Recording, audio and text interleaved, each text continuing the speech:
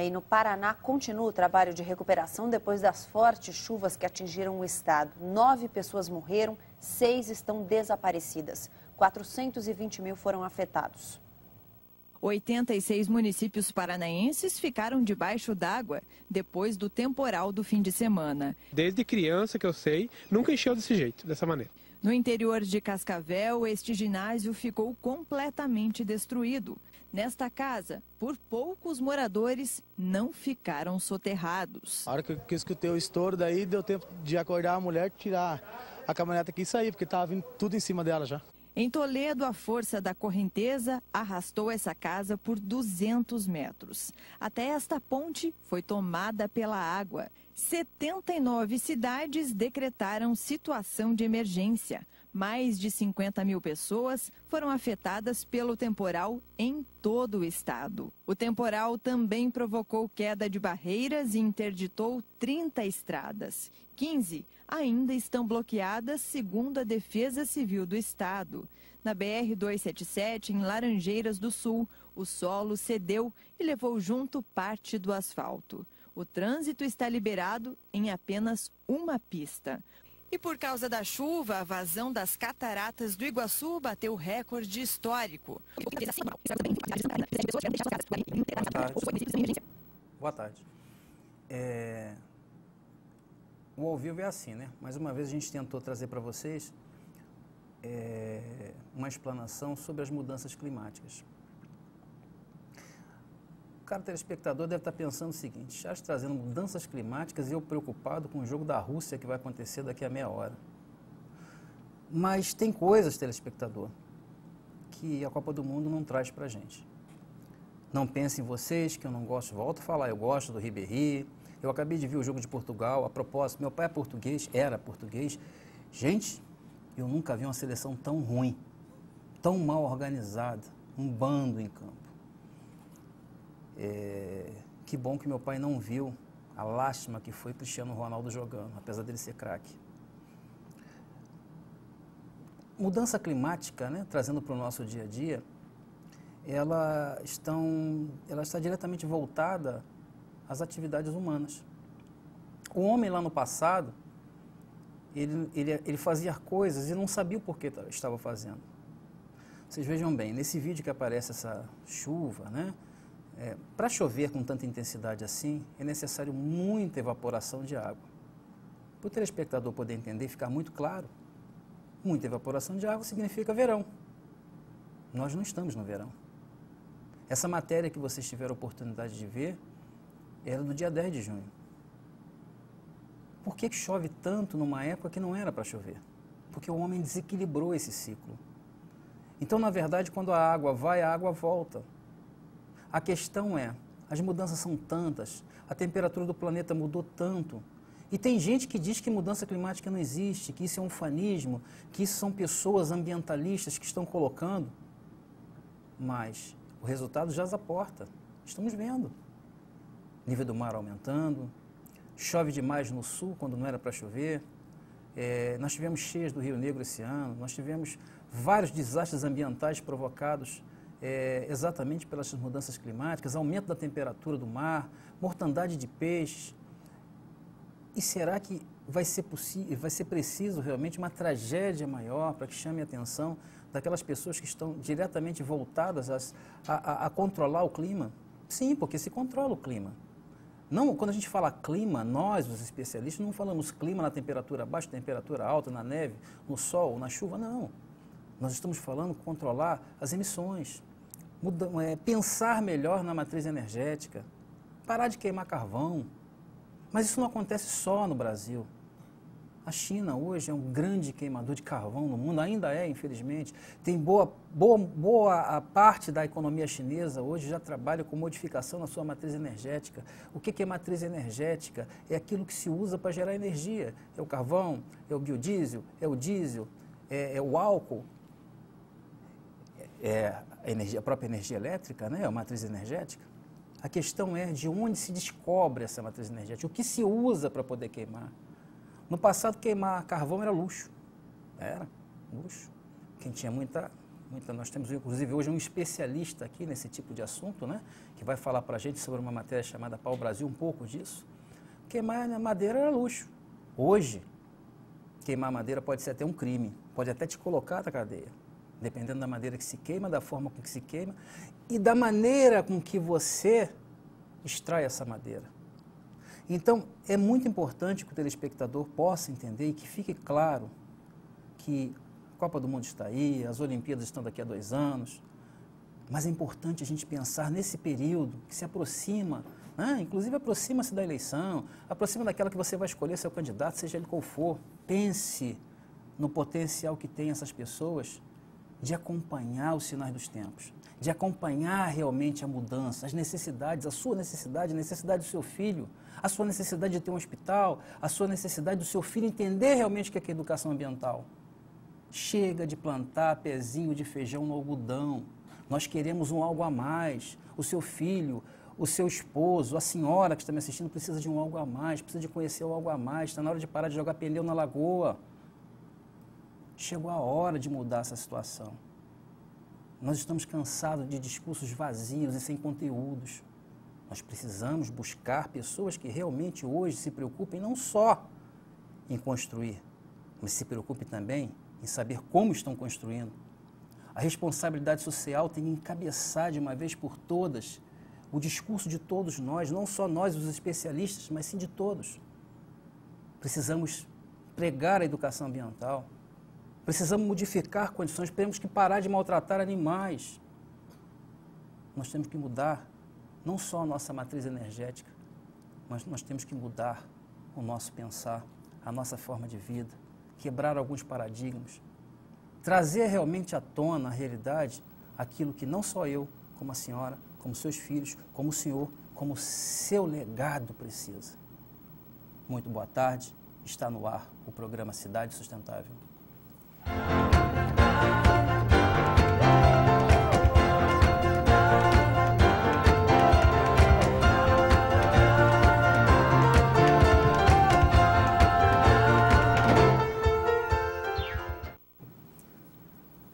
Boa tarde, Cabo Frio.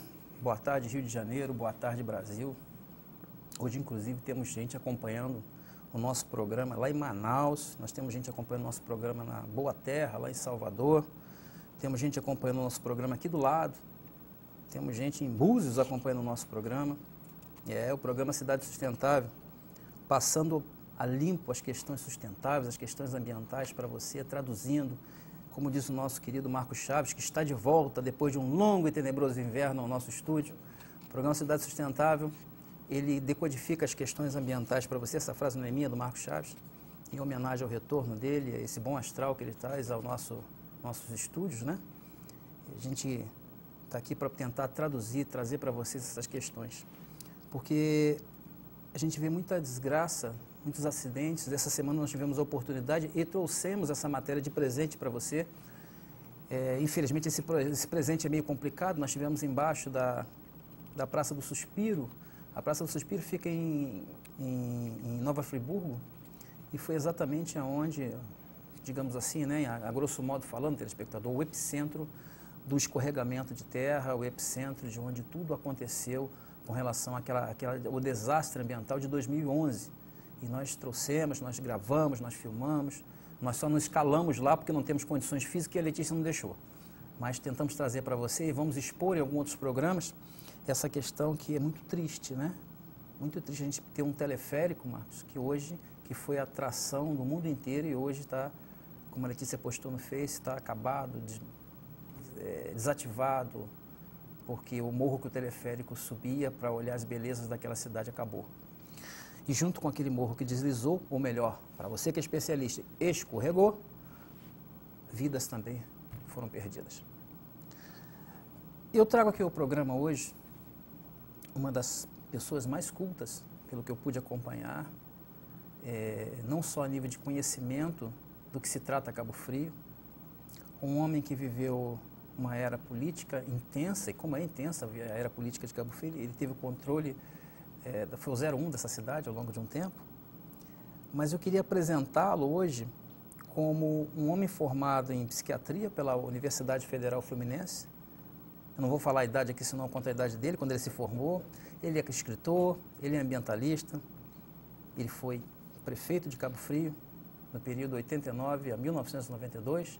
Eu trago aqui, senhoras e senhores, o nosso querido doutor Ivo Saldanha. Muito boa tarde, doutor. Boa tarde. Estou muito feliz de estar aqui. Aliás, eu já vinha na paquera do programa Cidade Sustentável, que é muito importante.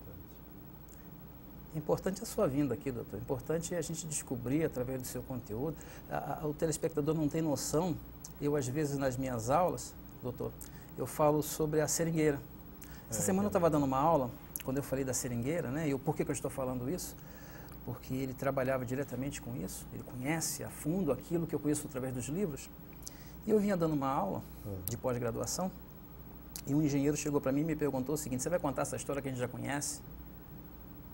Eu falei: não, eu vou te contar uma história que significa a vida, a sobrevivência, a morte de muitas pessoas e também o descobrimento de algo que mudou a vida de todos, né? Que é esse monômero de adição que nós chamamos, né? que é a borracha, e o fenômeno da vulcanização e a transformação disso em pneus. Eu te confesso que o engenheiro nunca mais me perguntou nada na aula, entendeu? Mas o senhor foi seringueiro, doutor? Seringueiro muitos anos, eu e minha mãe. Minha mãe era seringueira e eu com 8 meses de idade já fui para meio da floresta amazônica. Lá no interior do Acre, já perto do Peru. E a vida me trouxe uma grande escola, a natureza. Quando você pega, né, São Francisco de Assis, que nossos irmãos, os rios, os bichos, e realmente, o primeiro contato com a escola foi na mata. Quando eu fui ser alfabetizado, tinha mais de 15 anos. Quando eu voltei para uma cidadezinha onde minha mãe tinha nascido. E a gente tinha um conhecimento da natureza, da chuva, dos pássaros, dos bichos, dos rios. E aquela habilidade de lidar com a mata e com as seringueiras que você falou. E também o primeiro idioma era a gente pegar um pedaço de madeira e bater numa sapopema. E você então se comunicava com os outros. Ali tinha um diálogo, tinha uma maneira de falar, de se entender. Uma vez eu me lembro, garoto, fiquei perdido. E eu consegui sair batendo. Minha mãe, desde pequeno, logo já ensinava a gente a bater com aquela madeira naquelas sapopema e se comunicava um seringueiro com o outro. E foi realmente maravilhoso esse período. Eu nem sabia que existia rádio. Olha como é que é a vida. Na verdade, o seu rádio era uma comunicação através de tambor, através de barulho, mas o senhor fazia a sua própria comunicação, né? Exatamente. Quando o senhor fala do interior, o senhor está falando de Tarauacá? Tarauacá. Né? Município que fica no noroeste. Eu falei que estudei sua vida, o senhor não acreditou, tá vendo? Você fica no noroeste do estado do Acre, né? Exatamente. E engraçado, isso que você está falando, na minha época lá, era a penúltima cidade do estado. A última era Cruzeiro do Sul, as margens do Juruá. E hoje já existe umas 3 a 4 cidadezinhas de Tarauacá para Cruzeiro do Sul. Que era uma cidade muito pequena, né? E quando eu voltei dos Seringais, foi muito bom também um período que nós moramos em Tarauacá. Eu trabalhava na lavoura e quando eu era no final de semana ia para Tarauacá, para a cidade, e vendia os produtos na feira de Tarauacá. Mas os produtos extraíam o quê? Da própria natureza? Você não, e lá nós já viemos para onde minha mãe tinha nascido e meu avô morava lá. E a gente plantava. Lá a gente era agricultor, plantava mandioca, milho, melancia. E lá é o único lugar, talvez, do país que tem o maior abacaxi. Tem abacaxi, é chamado ananá. Ananás. Mas os ananás, e tem lá, até eu estava falando uma época com a minha mulher, e eu voltei lá, e minha mulher achava que era brincadeira. E eu falei para uma pessoa que nos levou num barquinho, e eu disse: olha, tem ananás aqui de 20 quilos. Não, 20 quilos não. Isso é uma abóbora ou ananás? Tem de 25. Meu Deus. Mais de 20 quilos. Continua tendo isso? Continua tendo. Mas detalhe que organicamente, é orgânico, né? Ele é totalmente orgânico, hoje já se usa o agrotóxicos? Não, na nossa época ele nem sabia, tinha, né? de agrotóxico. Tá? Graças a Deus, né? Naquela época. O único agrotóxico que a gente hoje eu reconheço que eu não faria novamente, e o seringueiro e o índio. E quem morava lá tinha que caçar e pescar para sobreviver. E pescava com um negócio que minha mãe chamava de tingui, e é o timbó. Um cipó que você bate, tira a casca, bota num saco. Um saco de padaria. E faz uma tapagem no rio e coloca aquele ali e depois pega o peixe. O peixe fica meio tonto. E era assim que a gente pescava. E os índios pescavam também e, infelizmente, os índios, em alguns lugares, ainda continuam pescando com aquilo. Mas se for para sobrevivência, né, doutor Ivo, é uma coisa que até lhe ampara, né? Agora, a questão são as pessoas que fazem a pesca fora da pesca artesanal, fazem a pesca com bombas, às vezes, né, que isso é um crime ecológico, e quase que hoje inafiançável, né, porque você entra por dentro da Constituição e vai parar na lei entra por dentro da Constituição, lei de crimes ambientais, você pode até botar o cara atrás das grades. A gente era eximista em tarrafa. Tarrafa. Então, em tarrafiar, minha mãe mesmo fazia tarrafa e tudo, e pescava também de arpão. Então a gente laçava, às vezes garoto, laçava um peixe, um surubim, um tambaqui. E se você fizesse um movimento, ele era muito forte, ele fazia buraco o tambaqui é um predador, né? Se eu conseguia pescar de tarrafa, o tambaqui, eu tinha que botar alguma coisa para ele vir. Laçava, às vezes, no surubim também. E você fazia um fisgo, aí mergulhava e espetava. Porque eu trabalhei muitos anos no Amazonas. Né? Então, na verdade, Deus me deu o privilégio, cara, telespectador, acho que você conhece minha vida já, né, de conhecer o Brasil inteiro através do meu trabalho. E no Amazonas eu vi as pessoas pescando tambaqui de voadeira, que é aquele peixe, aquele barco baixo, né, de alumínio, e você coloca uma isca artificial e o barco traz a isca e o tambaqui fisga aquela isca, porque ele é um predador. Ele botava espinhel também, às vezes. Fazia aquela pesca de espinhel e pegava o pirarucu, que só mesmo você o pegava de rede, né? Ele é grande, não tinha rede. Ele é grande, né? Pirarucu, né? Ou então de arpão. Bom, Ivo Saldanha, ele, além de tudo, ele, como eu falei no início, né? Ele é escritor. E eu, lendo aqui, né, há pouco, eu até pensei comigo, né? Falei, meu Deus, eu vou falar sobre o livro A Saga de Maria Dália, mas eu não tenho um exemplar. Pasmem. O doutor Ivo, ele trouxe um exemplar aqui, que eu espero que seja meu, já estou me apossando dele, né? Eu vou pedir aqui o Matheus para fechar aqui para a gente, que aqui é TV ao vivo, você sabe como é que é, né, telespectador? Então, a gente está trazendo aqui o livro do... Aqui está, deixa eu melhorar aqui. Aí. Saga de Maria Dália, que eu queria que o senhor falasse um pouco sobre esse livro para o telespectador, para a pessoa que admira o seu trabalho, doutor Ivo. É um livro que conta essa história que nós estamos comentando aqui, da minha mãe, a história lá dos seringais do Acre, o seringueiro, ela era parteira, e uma pessoa que realmente, hoje eu vejo isso e eu gosto muito de Paulo Freire. E Paulo Freire diz uma coisa, que não há saber maior nem menor, há saber diferente. E minha mãe, eu lembro que era analfabeta, e ela veio se alfabetizar no Mobral depois de 60 anos, e ela falava nós vai, nós vem, nós divede, mas de uma sabedoria gigantesca.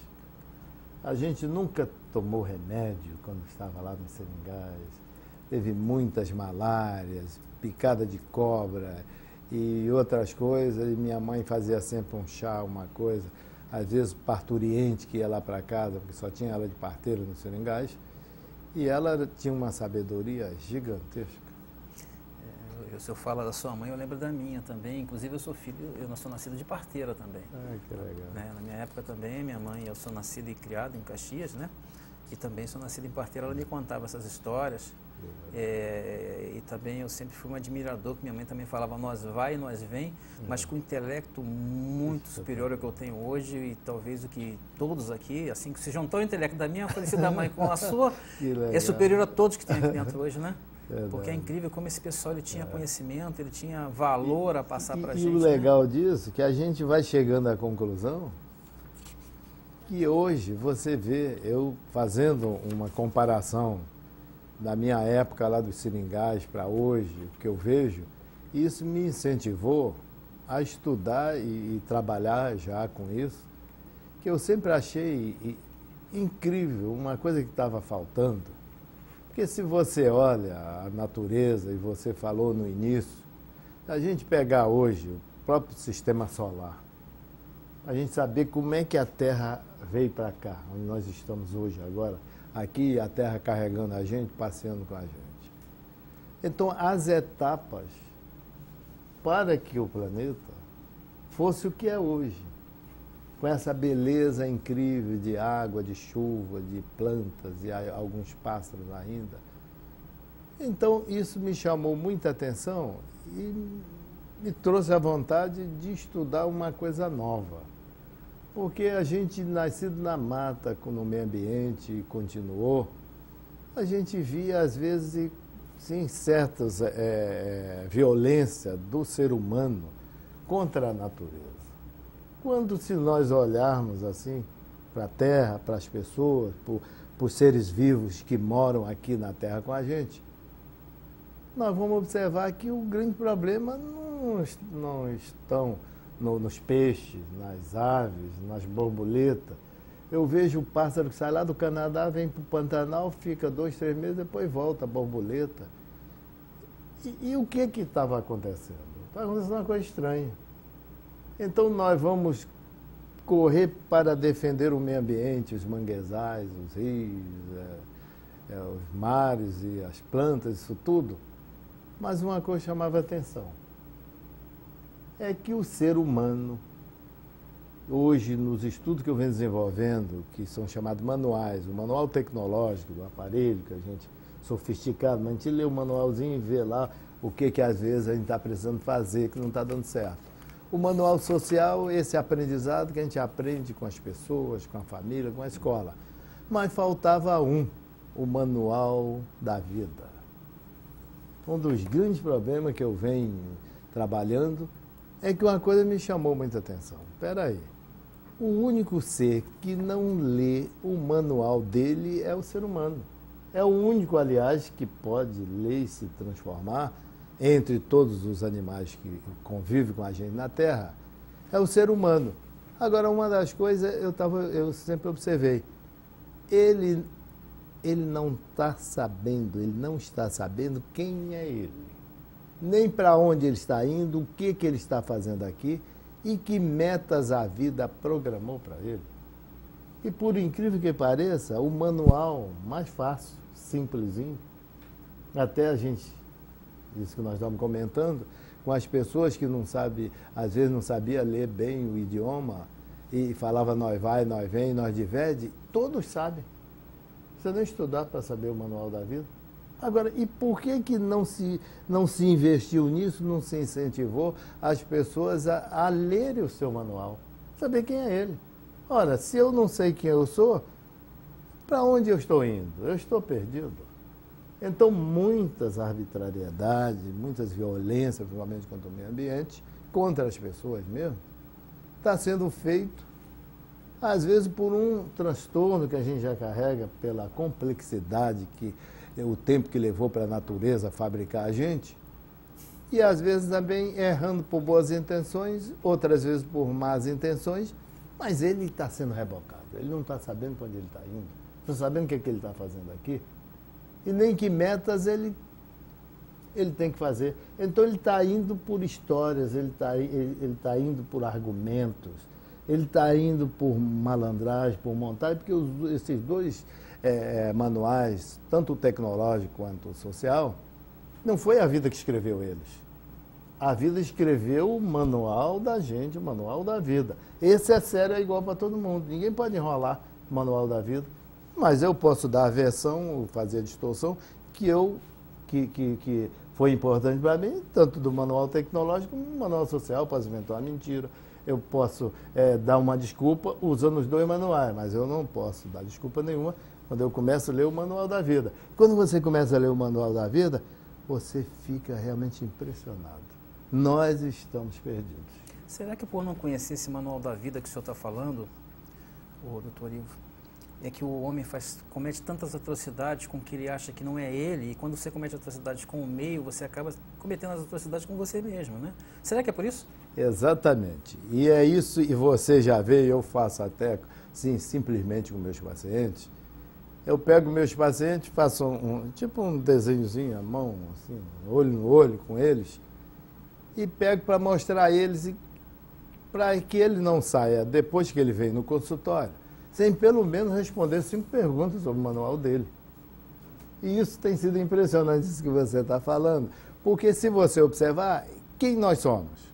Por exemplo, você é metade do seu pai e metade da sua mãe. A mistura disso é você. Agora, se a gente olhar para o pai e para a mãe, e os transtornos que eles estão carregando da família, os transtornos de herança genética, que eles podem estar carregando? Pode. E você também pode, vai carregar. A possibilidade. Só que quando você entra na barriga da mãe, você está todo programado pelo manual da vida. Você faz uma competição que é gigantesca, das mais bonitas do universo, e você vai ter que competir com mais de 250 milhões de competidores. Se você for o campeão, você vai se habilitar a entrar na barriga da mãe, que aí você vai passar a ter um contrato com a vida. Nós temos um contrato com a vida, uma franquia. Agora, eu estou carregando transtorno. Não quer dizer que a possibilidade de carregar um transtorno, ele poderá aparecer quando eu sair da barriga da mãe, para o meio social onde eu vou viver e aprender. Ora, se aquele meio for um gatilho, ele for um meio hostil, violento, barraqueiro, ora, o que eu já carrego uma vulnerabilidade, eu já carrego um erro de fabricação. Então aquilo ali pode ser o gatilho para detonar o aparecimento desse processo. Só que quando a gente sai da barriga da mãe, nós vamos entrar nos 2 manuais. No manual tecnológico, hoje é riquíssimo, né? Quase que todo dia tem aparece alguma coisa, né? Uma modificação. E o manual social, mas eles só aprendem para socializar você, para você aprender a lidar com o meio, com o ambiente, se manter. Mas eles não avalizam a sua compreensão de saber quem é você. A vida foi tão esperta que ela não permite que haja governabilidade sobre você. Quem tem que governar você é você. Então, à medida que eu sou tutelado por um aprendizado errado, inadequado, a vida já programou você desde a entrada da barriga da mãe. Então, é um cardápiozinho. Nós estamos todos programados e quando a gente lê o manual da vida, a gente entende logo isso.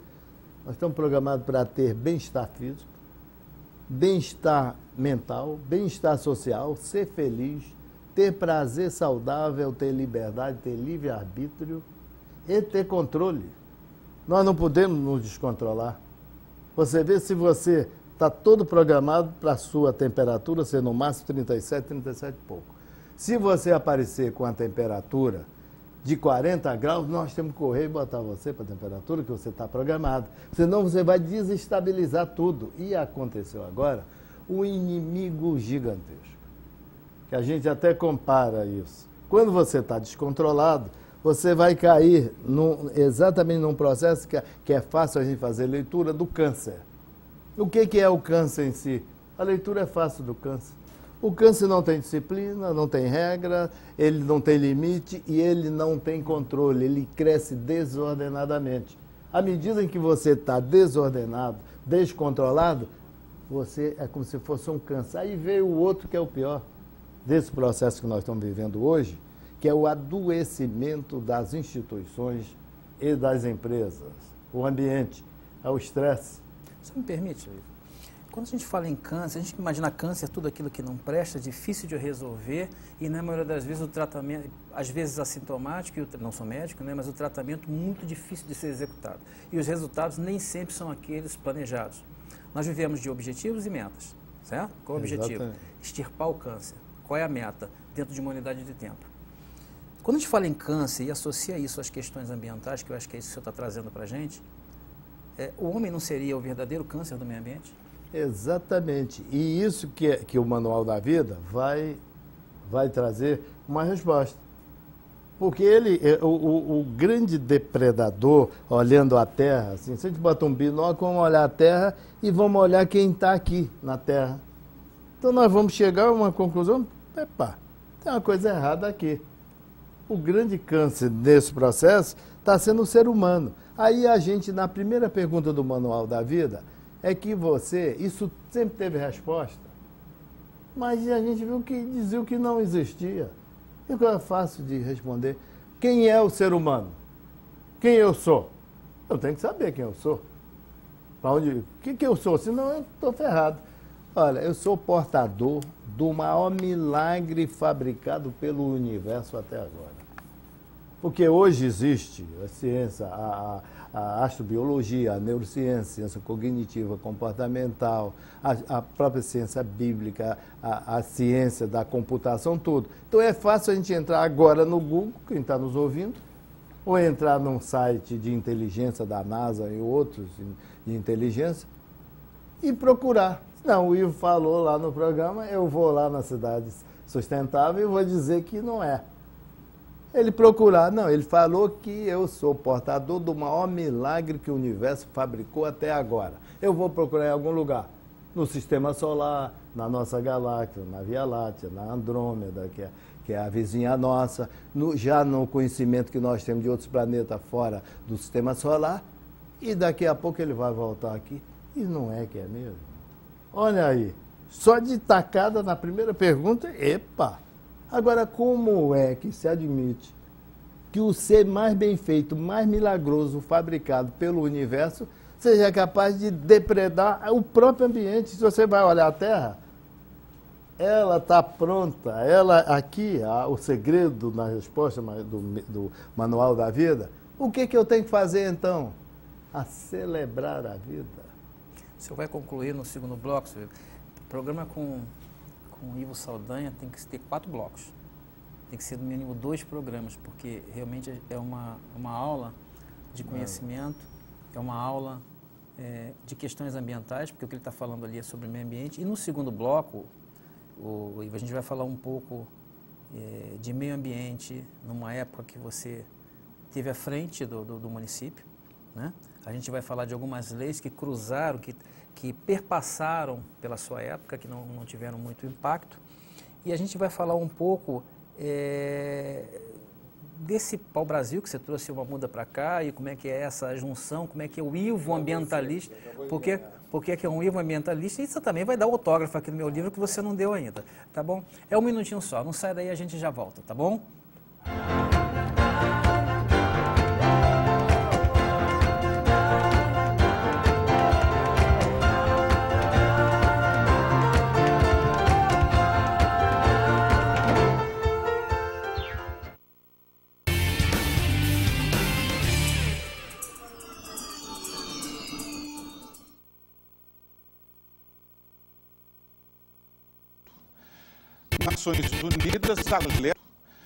Nações Unidas alertam para riscos mundiais provocados por mudanças climáticas e falta de preparo para os impactos. Consequências do aquecimento global podem ser irreversíveis. O documento foi apresentado durante o 5º painel intergovernamental sobre mudanças climáticas no Japão. Cientistas e autoridades apontaram que as mudanças climáticas vão afetar cada vez mais a saúde, a habitação, a alimentação e a segurança da população no planeta. O relatório é composto por 2.000 páginas e afirma que a quantidade de provas científicas dobrou desde o último informe, divulgado em 2007. Temas superestimados ou com resultados baseados em estudos isolados foram substituídos por informações mais consistentes. O Grupo das Nações Unidas, que estuda o clima, alterou as previsões sobre a Amazônia. De acordo com o texto, a região iria virar uma savana, ecossistema com vegetação esparsa. O novo documento afirma que há menos probabilidade desse tipo de mudança acontecer na Amazônia.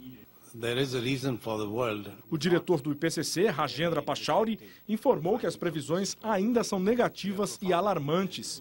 Enchentes e ondas de calor serão as principais causas de mortes.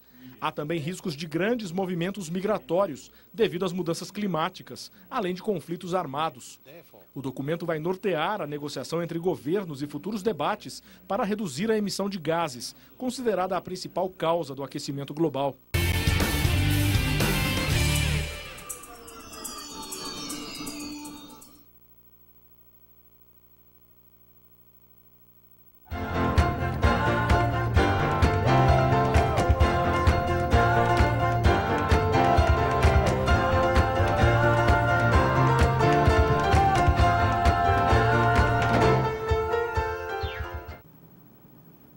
é, estamos de volta pela Jovem TV, canal 8 Cabo Frio, para Cabo Frio e para todo o Brasil, trazendo aqui a entrevista do nosso amigo escritor, ex-prefeito da cidade de Cabo Frio, um homem que hoje ambientalista também e médico psiquiatra, o Dr. Ivo Saldanha.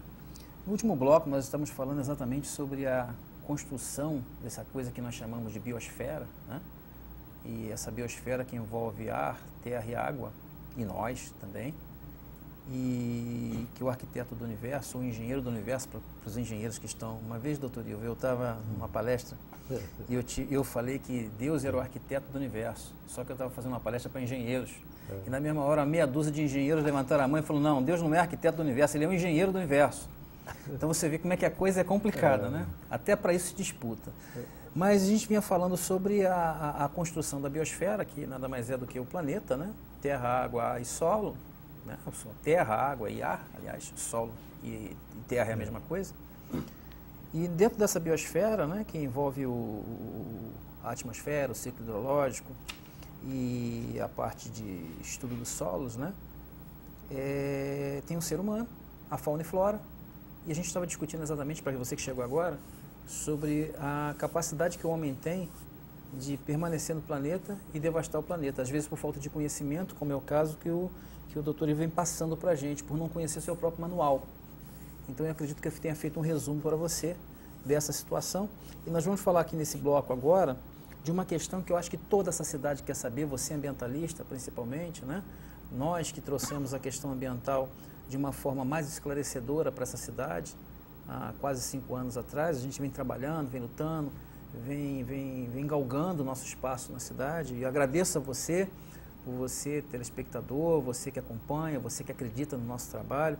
O nosso Facebook é repleto, às vezes, de denúncias, de perguntas, de dúvidas, de questionamento. E eu lhe peço até desculpas por não poder responder a todas. Mas, na medida do possível, a gente vai tentando se adequar, se enquadrar, não só às necessidades da cidade, como às suas necessidades também. Tá bom? Doutor Ivo, o senhor foi prefeito de Cabo Frio em 1800 é forte, né? 1989 a 1992. E a questão que eu quero lhe perguntar é sobre uma política muito séria que está dentro da minha área, da nossa área, da sua área, que é a política de meio ambiente. Né? O nosso programa é o Cidade Sustentável. E aqui se trata de questões ambientais, questões sustentáveis. Nós quebramos paradigma para você, caro telespectador. Nós ajudamos você a fazer o seu concurso, caro amigo que está aí do outro lado olhando. Né? Muitas perguntas, muitas colocações que fazemos aqui, elas são voltadas para concurso também. Nosso programa visa esclarecer para você a questão ambiental, a questão sustentável. Afinal de contas, o que é sustentabilidade, o que é meio ambiente, o que é estratosfera, biosfera, ozonosfera. Nós estamos aqui para isso, para esclarecer para você e fazer ao vivo. Antes do meio ambiente passar por qualquer lugar, ele passa por aqui pelo programa Cidade Sustentável. É aqui que a sustentabilidade é passada limpo para você. Doutor Ivo, na sua época, quando o senhor foi prefeito, o senhor pegou uma época muito difícil da questão ambiental, porque o senhor entrou dentro da Política Nacional de Meio Ambiente, que era de 1981, e a sua época 89, só que não tinha base alguma política de meio ambiente no Brasil. Nenhuma, não se tinha um conhecimento, apenas a Política Nacional de Meio Ambiente. Nós tivemos a base da Política Nacional de Meio Ambiente, a Constituição de 1988, que traz para a gente o artigo 225, onde elenca as questões ambientais, as responsabilidades de cada um. E a reboque disso, em 1999, nós tivemos a Política de Educação Ambiental. Mais um pouco à frente, em 1996, nós tivemos a Política de Crimes Ambientais, aquela que colocava o verdadeiro criminoso atrás da cadeia, ou fazia ele pagar uma multa, ou então fazia com que ele não cometesse determinadas coisas que era muito fácil cometer atrás. E eu lhe pergunto, como era lidar com as questões ambientais, não importa qual município, sem leis, sem o tal do comando-controle, eu tenho lei, eu tenho comando e eu te controlo, porque senão eu te puno. Como é que era isso, doutor Ivo? Sempre foi muito difícil e nós vemos até hoje. Né? As regras, esse manual social e essa lei de solo. E na época, então, era pior, porque as pessoas já achavam engraçado e assim, bem atrasado e piegas, alguém que defendia o meio ambiente. Porque você queria produzir. E isso foi patrocinado principalmente por uma ala, que é o chamado especulador imobiliário. Até hoje tem isso, né? E eu via muito aqui em Cabo Frio, por exemplo, as pessoas achando que manguezal era lama, que teria que ser aterrado, que teria que ser fazer casa e fazer tudo. E que eles não queriam respeitar legislação nenhuma. Por exemplo, você vê as salinas, você vê os manguezais, o único manguezal que sobrou aqui, e a gente tinha muita briga aqui da lagoa, da laguna, é aqui do Porto do Carro, que nós fizemos aquele tombamento todo, na maior briga.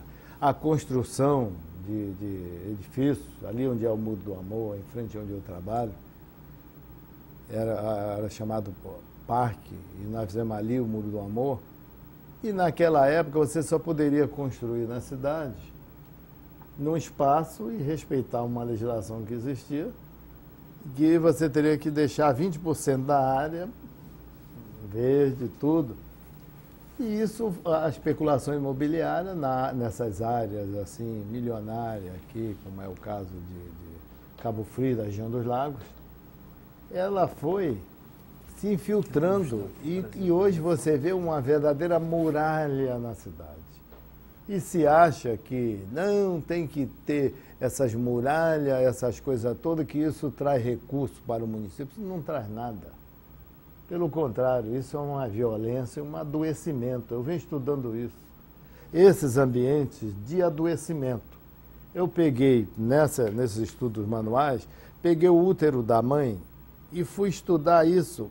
E cheguei a uma conclusão que é a oficina biológica da construção da vida. É o útero da mãe. Olha a coisa que ela faz. Por que a natureza chegou até a gente nessa evolução espetacular do universo fabricar o ser humano? Ela chegou na gente porque ela criou a chamada oficina biológica da construção da vida. E ela faz 3 coisas com aquela oficina, que é o útero da mãe do mamífero. Ela faz o quê? Acolhe bem, cuida bem e capacita. Qualifica. Ora, se eu tenho um ambiente aqui e esse ambiente está doente e eu entro aqui, eu vou ficar contaminado, porque há um tempo atrás se achava, tem infecção hospitalar, tem uma bactéria, tem um vírus, e quem entrar ali vai se contaminar. Hoje o grande inimigo chama-se o estresse. Por quê? Porque os ambientes das instituições e das empresas, eles estão doentes, eles estão estressados. E as pessoas estão aonde? No ambiente da empresa, no ambiente das instituições. E esses ambientes estão o quê? Doentes. E quem está ali vai ser contaminado. Esse manual social, e o tecnológico principalmente, quando você sai da barriga da mãe, entra o chamado mecanismo mental, que vai passar a coordenar você. Aí tem uma moldura social, a crença, o pensamento e o comportamento dele. E aquilo é sucesso. Você pega as pessoas assim, de uma inteligência assim, fenomenal, uma palavra deles dá para milhares de livros, e você vai ver pelo menos Shakespeare. Shakespeare diz o quê? Isso aqui é um palco. E é real. O Freud e outros. É um palco. Você está ali para receber palma, para ter sucesso, para ter objeto. Só que quando ele lê o manual da vida, ele toma um susto. O dono da gente é a vida. Se a vida encerrar o meu contrato que eu tenho com a vida, ou lá no limite, que está mais ou menos em torno de 85, 100 anos e um pouquinho mais, às vezes uns ultrapassam, mas tem gente que chega no limite, ultrapassa um pouquinho, mas tem gente que não chega. E se a vida encerrar o meu contrato agora? Meus objetos não valem nada. Então, isso está trazendo um problema mesmo para aqueles que fazem violência contra a natureza e contra a vida em si, porque eles acham que tem que ter coisa, que tem muito objeto, tem que ter o sheik, tem que ter iates bilionários. A função de objeto é só uma. Servir a você, seu escravo. Para quê? Quando traz benefício às metas da vida. Quando eles não trazem, então esse tipo que está enrolando, que está desgraçando, que está depredando, no íntimo mesmo, na leitura, ele é um doente. Ele é realmente um doente. Por quê? Ele acha que tem muitos objetos, esses muitos objetos não avalizam a vida não dá bola para isso. Quando ela encerra o contrato dele, encerra tudo. É verdade. Então está faltando a gente ler esse manual, mesmo para esses grandes depredadores, e entre eles estão aí os especuladores imobiliários, porque são eles que patrocinam o poder. Todo o poder é patrocinado principalmente pelos especuladores imobiliários. Eles não estão querendo chegar no lugar onde tem uma plantinha, um negócio, vai destruindo tudo, vai fazendo muralha, vai fazendo coisa. E a cidade, isso não traz nenhum benefício, pelo contrário, traz uma doença. Porque qual é a função de objeto? Só uma. Ser seu escravo, servir a você enquanto você tem um contrato com a vida. Encerrou seu contrato com a vida, acabou tudo. E as regras da vida não tem jeitinho, não tem enrolação. Nós vemos, se você pega a ciência bíblica e vai ver lá o Velho Testamento e o Novo Testamento, você fica impressionado com as lições que você recebe. Quando Jesus, já no Novo Testamento, entrou na barriga da mãe dele, já existia, e especulador existe em qualquer lugar, né? Já tinha especulação seguinte: eu quero ver se ele vai entrar na barriga da mãe dele, ele vai cumprir as regras da vida igual a mim, ficar 9 meses na barriga da mãe dele. Quando ele sair, ele respirar, ele vai mamar, ele vai dormir, ele vai fazer tudo que a gente faz. E teve que fazer.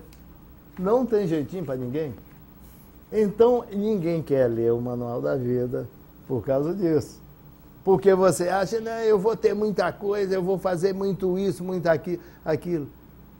Enquanto ele tem um manualzinho da vida, e que é o dono dele, a vida, vendo se é o contrato dele, acabou tudo. Então não adianta essa destruição, essa violência que você está falando aí, que é real. Você destrói a camada de ozônio. Quantos bilhões, se a gente vê a teoria mais aceita, que é a do Big Bang, há quase 14 bilhões de anos, a formação da Terra aqui do planeta, do Sistema Solar, 4 bilhões e meio de anos. Como é que isso foi acontecendo, até a natureza chegar na gente? Então nós temos que, um tem que ser irmão do outro, e um tem que trazer felicidade também, tem que ser coletivo isso. Por quê? Porque daqui a pouco, nós estamos vendo, a Terra, o planeta Terra é pequenininho, já tem mais de 7 bilhões de pessoas aí. Então o que isso vai acontecer? E hoje, para você, o grande problema também está nisso.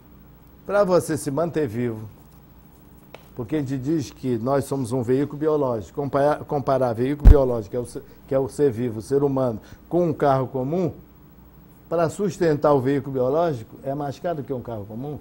E como é que você vai fazer isso? Tem que trabalhar dia e noite, não dá tempo para você responder nenhuma perguntinha sobre o seu manual. E isso que está acontecendo com a gente. Nós estamos num processo de adoecimento social, por causa desse conteúdo social que ele é altamente doente. Caro Ivo, quando a gente fala, você fala em devastação, você fala de especulação imobiliária, na cadeira ambiental, né, a gente faz principalmente engenharia ambiental, na verdade eu sou pós em engenharia ambiental, né? Então você perpassa por todas as áreas, inclusive construção civil, arquitetura sustentável. E uma coisa que se vê muito, telespectador, é o que nós chamamos de criação de microclimas. O que são microclimas? São ilhas de calor.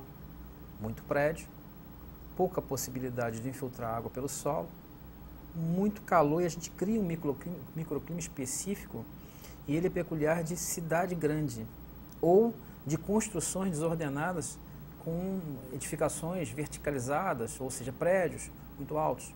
Ou o muito alto não significa um prédio de 40 andares. O muito alto significa uma determinada construção teto.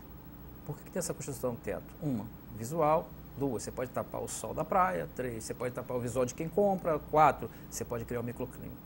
E quando você cria um microclima, você cria esse microclima específico e você tem áreas, zonas de calor. Isso é comum nos Estados Unidos, em Manhattan, na China, isso é comum na Avenida Paulista, em São Paulo, e isso pode ser comum em Cabo Frio, se a ocupação ela não for projetada dentro de um projeto específico, né, adequado para cada lugar.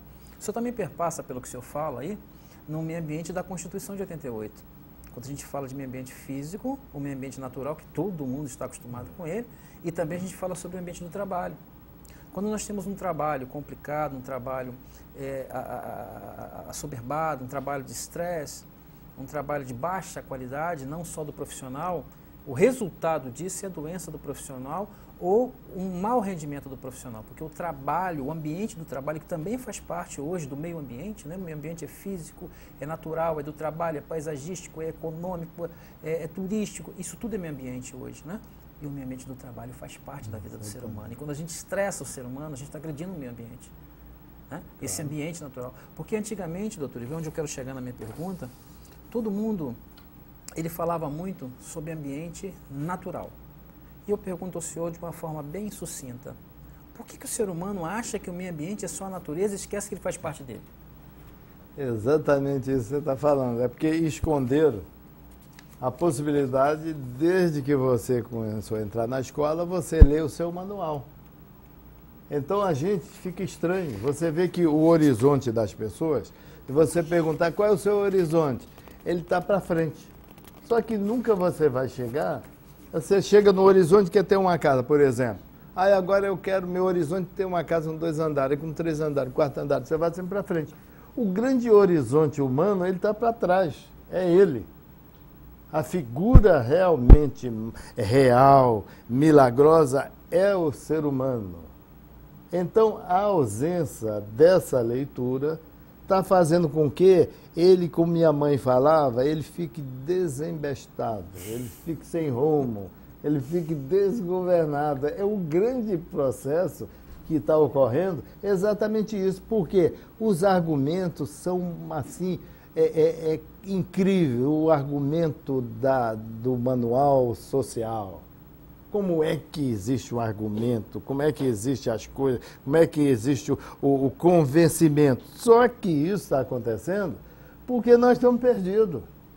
Se a gente chega ali na esquina, para onde eu estou indo? Não sei. Quem é você? Não sei. Aí alguém diz, não, você vai por aqui, você está precisando ir por aqui.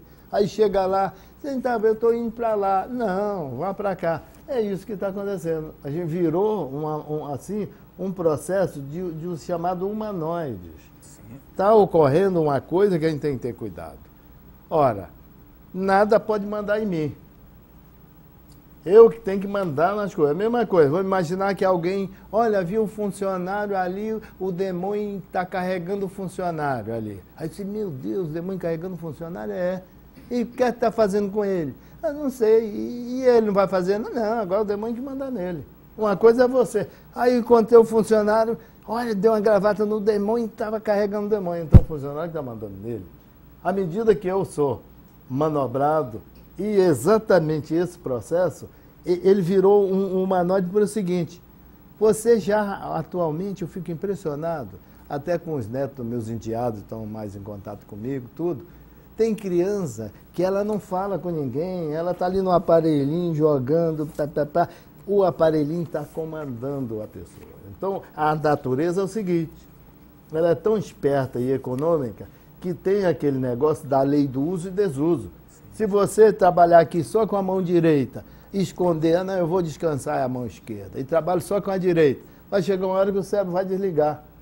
Não está precisando, não está funcionando, ou segue a regra da vida, ou segue um negócio que a gente está com cuidado, que eu já tenho muitos pacientes meus, dependente de aparelho, ficar a noite inteira em aparelho, ele não manda no aparelho, o aparelho que manda nele. É importante você ter o aparelho para ele melhorar a sua vida, mas não que ele governe você, que você tenha governabilidade, por isso que você tem que ter liberdade, livre-arbítrio e controle.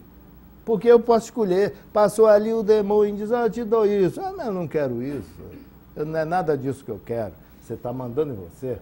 É você que toma a decisão. É você que tem, você cresce com a liberdade e com o livre-arbítrio de escolha. Então, nós estamos sendo manobrados. É porque nós podemos dar versões nos dois manuais, no tecnológico e no social. Eu posso inventar, posso dar desculpa. Então, isso não, a vida não permite isso sobre você. Porque, bom, eu sou a figura real aqui da natureza. Então, eu tenho que saber, para ter responsabilidade, para que não faça isso, até as pessoas errando, porque eu vejo o ganancioso, ele é um doente. Ele é um doente. Porque ele está achando que está todo cheio. em que ele é dono de alguma coisa, nada, a vida vai lá e eu vou encerrar o contrato desse aí. Pá, acabou os objetos dele. A vida tem contrato. Deixa eu dar um recado aqui rapidinho, doutor. Em primeiro lugar, agradecer a audiência que está enorme aqui. Desculpe, minha internet caiu, não deu para falar com vocês todos que estão mandando os recados aqui. Pessoal da Vila do Sol, obrigado pelo carinho que vocês têm pela gente, obrigado por vocês estarem sempre perguntando. Deixa eu falar uma coisa para vocês com relação ao biodiesel, que é a pergunta que eu recebo aqui é sobre o biodiesel. Se o óleo de cozinha dá para fazer biodiesel? Dá. Mas a ideia do biodiesel é outra. A ideia do biodiesel é a gente criar uma coisa que nós chamamos de MDL, Mecanismo de Desenvolvimento Limpo. Alguns países do mundo precisam diminuir a queima ou trocar a sua matriz energética, que essa pergunta está relacionada à matriz energética. Mudar a queima do carvão, criar algumas formas de criar usinas hidrelétricas e por aí vai. E o mecanismo de desenvolvimento limpo é para isso. E o biodiesel, ele é um compromisso do Brasil com relação à redução das emissões de CO2, e o Brasil se comprometeu a criar, na época o presidente Lula, que conhecia uma barbaridade das questões ambientais, falou que a mamona era para isso. Na verdade, não é assim que funciona. E o pessoal da Vila do Sol está perguntando para mim isso. Funciona, mas só que a gente teria que ter muito óleo de cozinha queimado para isso. Né? Na verdade, o processo, a gente tem que usar uma produção industrial para isso. Mas você pode usar o óleo de outras formas, fazer sabão e outras, pode ser insumo de matérias-primas e outras coisas, mas eu prometo trazer nesse programa uma pessoa especialista em climatologia. Eu sou especialista, mas faz a graça, só eu fico falando. Tem que trazer pessoas para ter o diálogo. Eu queria também falar sobre a copiadora central, meu amigo Henrique, né? Que quem quiser encontrar o Henrique é na Expedicionária da Pátria 676, ele é uma pessoa que faz cópias reprográficas, xerox, faz a parte de impressões e é a pessoa que imprime esse monte de papel reciclado para a gente aqui no programa, tá bom? Um abraço, procura o Henrique lá, nosso amigo. Eu queria passar os contatos rapidinho, Felipe, ver se eu consigo pôr na tela os nossos contatos, para que a gente possa falar ali. Se você quiser encontrar a gente, em primeiro lugar, né, para quem está fora de Cabo Frio, da região dos Lagos, o DDD é 22 2629 2571, o Facebook, né, /CV Domingues. Se você quiser falar comigo pelo Twitter, é Charles Domingues sem S, e o nosso e-mail é charlesdomingues@uol.com.br. Valeu, Felipe, obrigado. Ainda sobre, eu queria fazer um anúnciozinho bacana aqui. Eu estive na feira, na Casa Artesanal, e eu falei com o nosso amigo Juarez Oliveira, né? O Juarez, muito simpático, uma pessoa maravilhosa. Ele entregou para a gente essa muda aqui, que a Letícia está ali meio nervosa, mas é que ela não está vendo a câmera. Então ela trouxe para a gente essa coisa maravilhosa, essa obra de arte, né? Esse aqui é do Juarez Oliveira, ele é artesão, e o telefone dele é o 3053-5313, ou 2646-5047, DDD 22, para você que não é daqui. Detalhe, está vindo aqui no meu ponto eletrônico, que ele é feito de coco, a maioria deles, né? E o Juarez realmente é um cara que faz um trabalho assim, como todos os artesãos de Cabo Frio, como o pessoal da casa. Imagina você, telespectador. Eu estou com isso aqui na mão, surgiu a Letícia falando no meu ponto eletrônico, o Vitor levanta uma placa e eles querem que eu enxergue isso tudo ao mesmo tempo. Vocês acham que eu enxerguei? Enxerguei. A Letícia está falando que isso aqui é tudo feito de coco e o Vitor dizendo para mim que eu tenho 2 minutos para encerrar o bloco. E eu preciso do autógrafo ainda do meu amigo Ivo Saldanha, no meu livro que ele me deu, que é esse livro que ele está lançando, né? Aqui mais uma vez em Cabo Frio, eu preciso do autógrafo dele. E também preciso dizer para vocês que a Casa do Artesão fez um trabalho maravilhoso na última Feira Forte. Uma coisa fantástica, nós tivemos presente, eu e Letícia, o trabalho foi fantástico. Juarez, está aqui o seu trabalho, a gente vai mostrar mais vezes, e você, artesão, que quer mostrar o seu trabalho, aqui é o seu lugar, aqui é o seu espaço, afinal de contas, vocês dão ao verdadeiro significado da palavra, verdadeiro significado da palavra sustentabilidade. E isso é ser sustentável, é usar aquilo que muitos acreditam que não tem mais uso. Certo, meu amigo Ivo Saldanha? A gente vai finalizar o programa com você. Eu queria que você falasse para mim sobre esse pau-brasil que está do seu lado, que é uma das peças fundamentais, que foi o nome que deu, inclusive através dessa árvore, que nós chegamos a esse nome Brasil, né? Em época de Copa do Mundo, o que significa isso para a gente, Ivo? Essa é a árvore mais importante, Charles, que é o pau-brasil. É a essência, o nosso nome, o Brasil. E você não imagina a força do que é o pau-brasil hoje para o país. E por incrível que pareça, você estava falando ali sobre o problema hoje desses microclimas, e o microclima de Cabo Frio, por causa desse grande fenômeno aí da costa de Cabo Frio. E tudo que ocorreu, a história do Brasil praticamente, com exceção de Cabral, aconteceu em Cabo Frio por causa do pau-brasil.